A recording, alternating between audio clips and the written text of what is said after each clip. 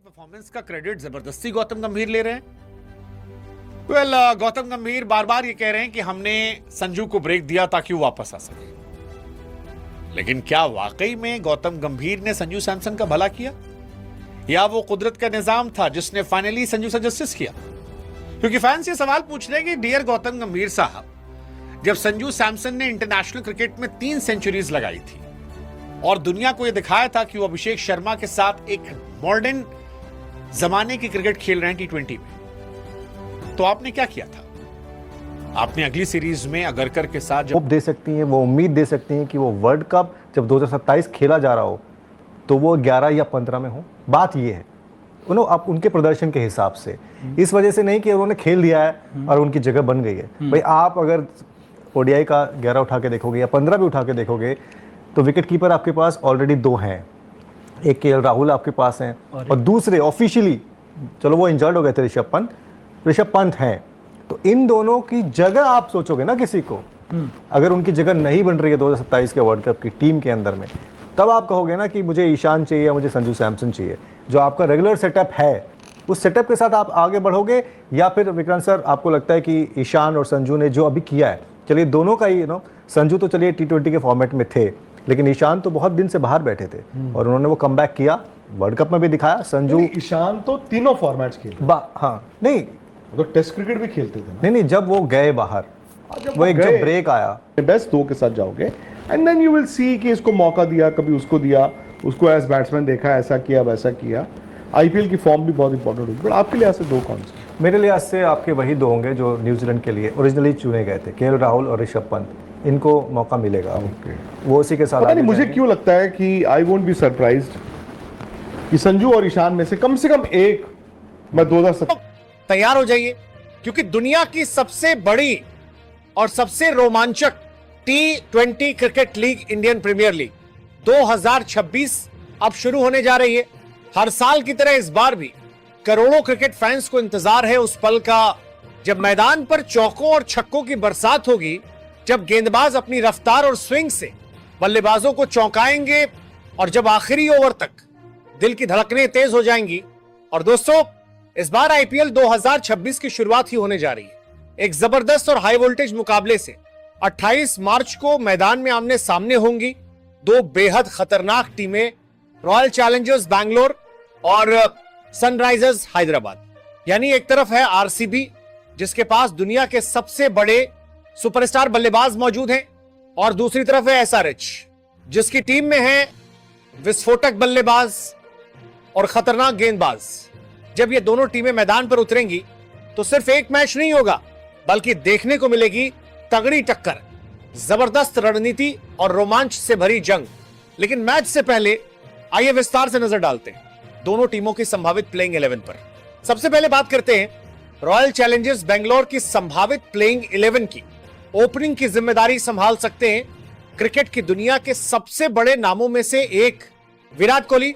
विराट कोहली का नाम ही काफी है ये बताना। नई होगी टीम, नया होगा कप्तान, कब कहां किससे भिड़ेगा हिंदुस्तान, ये मैं आपको अपने इस रिपोर्ट में बताता हूं। दरअसल खबर सामने आ रही है कि टीम इंडिया की 2 नई सीरीज का ऐलान हुआ है, क्योंकि टीम इंडिया का पूरे साल का फिक्सचर तो पहले से ही तय है।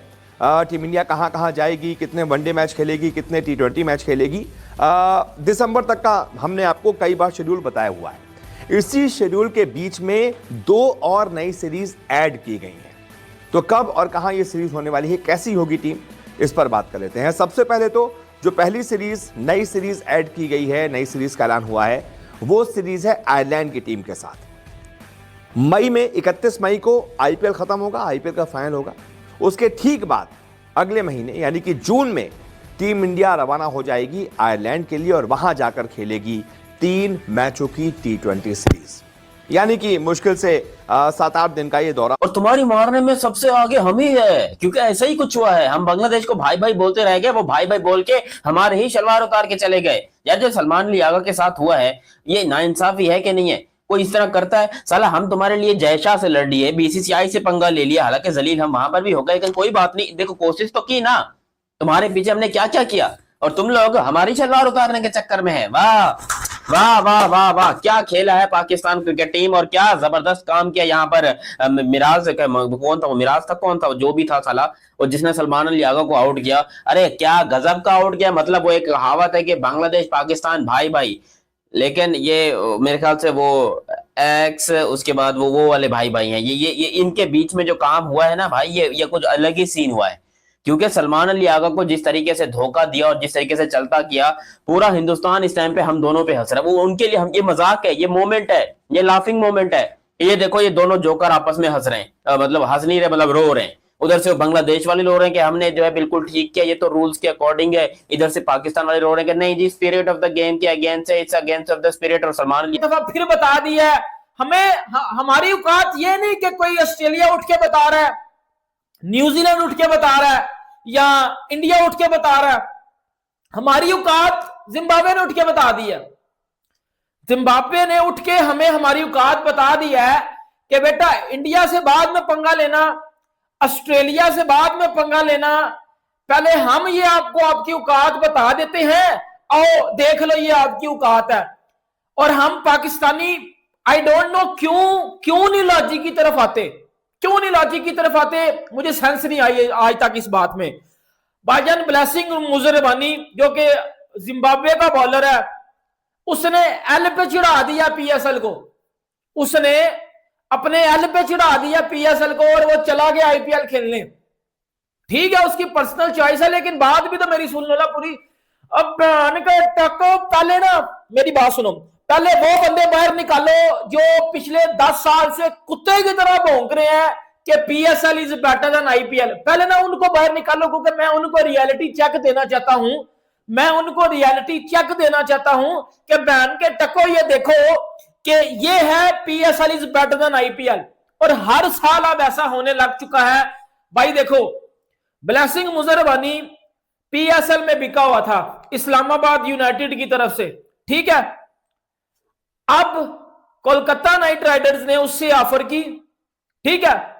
अब वो पीएसएल में ले रहा था पाकिस्तानी 1 करोड़ और आईपीएल में वो पाकिस्तानी तकरीबन 2.5 करोड़ ले रहा है, ठीक है। क्या किया कोलकाता ने, उसको ऑफर की, उसने पीएसएल को चढ़ाया अपने एल पे और वो चला गया भाईजान आईपीएल खेलने। यहां तक तो बात ठीक है, लेकिन आप ये देखो कि ये आपकी पीएसएल की औकात है, ये आपकी पीएसएल की औकात है।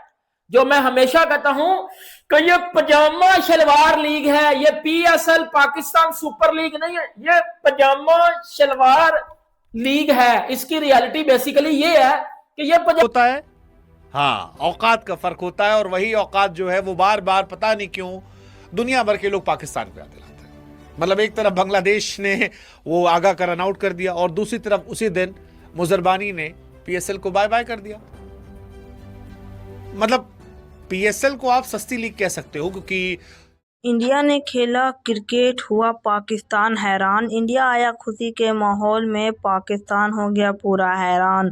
क्या आज हम बताने वाले हैं कि आरसीबी vs एसआरएच का मैच कब होने वाला है। और जो T20 वर्ल्ड कप हुआ था उसमें इंडिया ने बहुत ही बेहतरीन से इसे अपने घर ले आया है और पाकिस्तान पूरे सदमे में चला गया है। लेकिन अब होने वाला है 28 मार्च 2026 में जो ओलंपिक मतलब IPL जो होने वाला है, उसमें जो पहला मैच खेलने वाले स्टार्टिंग होने वाला आरसीबी vs एसआरएच, जिसका टाइमिंग दिया हुआ है 7:30 से ये स्टार्ट होने वाला है।